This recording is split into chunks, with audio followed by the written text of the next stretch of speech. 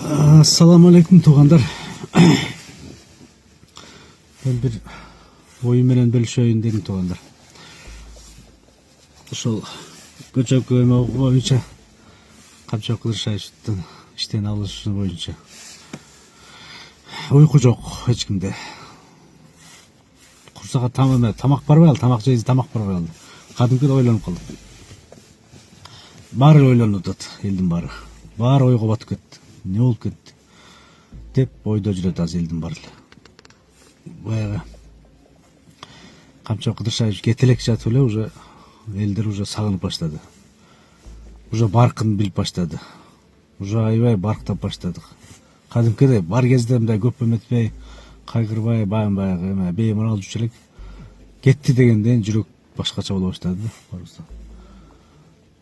Бул сезимдер Сады Жапаровдагы посттон кетсе, президенттиктен кетсе, ушундай сезимдер 2 эсе 3 эселеп дагы келет баарыбызга. Көрөсүңөр. Бул Садырын Кожоевич менен Камчыбек Ташиев кетип кала турган болсо, иштебейбиз деп чарчап. Анда эл ошондо баркын билебиз. Мен айткандай, булар иштеш керек болчу.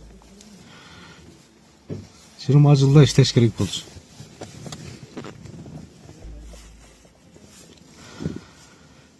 Эл алып келиш керек болчу.